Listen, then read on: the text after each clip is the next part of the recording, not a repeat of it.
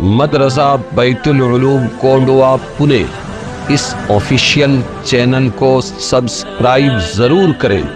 یاد رکھیے، اس سے کسی ایک شخص کو نہیں، پورے مدرسے کو فائدہ ہوگا اور آپ کو اجر عظیم ملے گا۔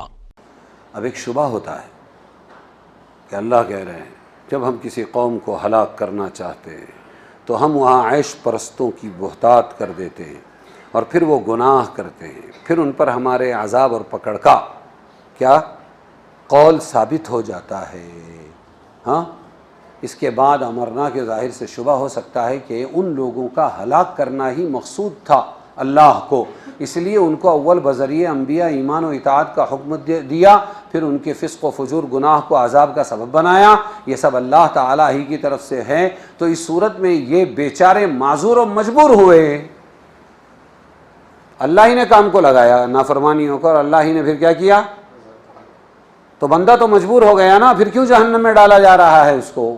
ارے یہ میں کئی مرتبہ دہرا کے یہ بات لاتا رہتا ہوں تاکہ اچھی طرح سمجھ میں آ جائے۔ ہاں، لوگوں کا تو کام ہے نا کیڑے نکالنا، اللہ کو الزام دینا۔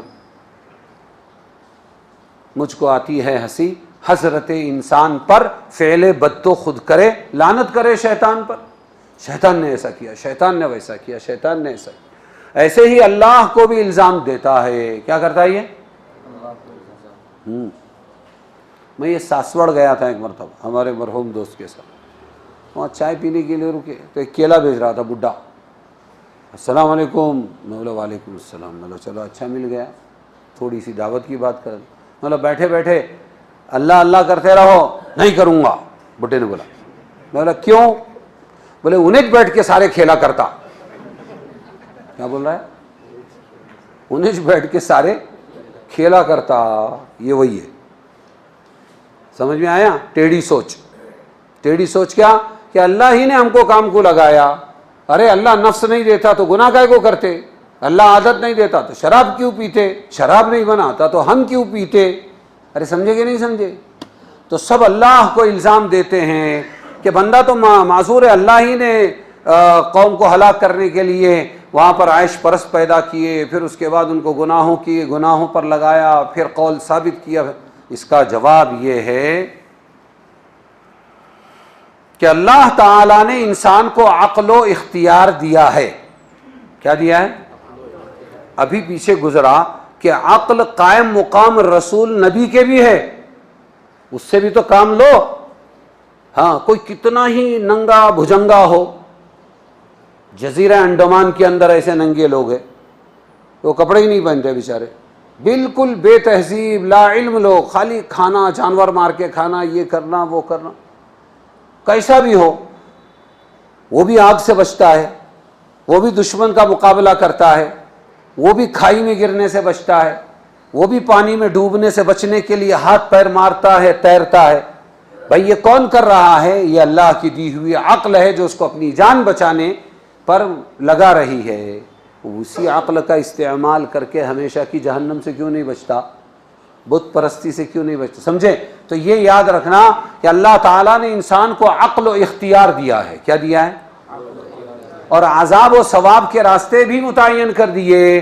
یہ ایمان، نماز، روزہ، زکوٰۃ وغیرہ، سچائی اور امانت داری، ناپ تول میں کمی نہیں، دھوکہ نہیں، یہ سب کون سا راستہ ہے؟ جنت کا۔ اور اس کا اپوزٹ جو راستہ ہے وہ کون سا ہے؟ تو راستے بھی طے کر دیے، عقل بھی دے دی، راستہ بھی ہے اور لائٹ بھی ہے۔ سمجھ میں آیا؟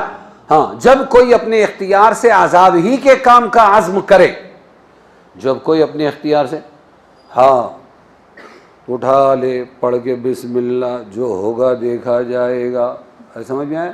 ہاں، تو کوئی اگر اپنے اختیار ہی سے عذاب ہی کا کام کرے اور عزم کرے تو عادت اللہ یہ ہے، پھر اللہ کی عادت یہ ہے کہ اسی عذاب کے اسباب مہیا کر دیتے ہیں، اللہ پھر اس کو ڈھیل دیتے ہیں۔ کیا کرتے ہیں؟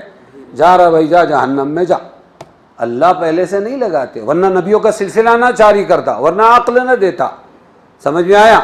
ہاں، ورنہ سابق امتوں کی بربادیوں کے قصے نہ سناتا۔ تو اللہ کی یہ عادت ہے کہ جب کوئی برے راستے پر چلتا ہے ہلاکت کے، تو پھر اللہ ویسے اسباب مہیا کر دیتے ہیں، تو اصلی سبب عذاب کا خود ان کا عزم اور ان کا قصد ہے۔ کیا نکلا اصلی سبب؟ بولو۔ یہ گناہگار اور جہنمی اور کافر و مشرک کا اپنا ارادہ، قصد، ارادہ، عزم، پختہ ارادہ، سمجھ میں آیا؟ یہ اصل ہے۔ کفر و معصیت کا جو وہ ارادہ کرتے ہیں، یہ ہے اصلی سبب۔ اللہ ہلاک نہیں کرتا کسی کو، وہ گمراہ نہیں کرتا، نہ کہ محض ارادہ، اس لیے وہ معذور نہیں ہو سکتے، وہ معذور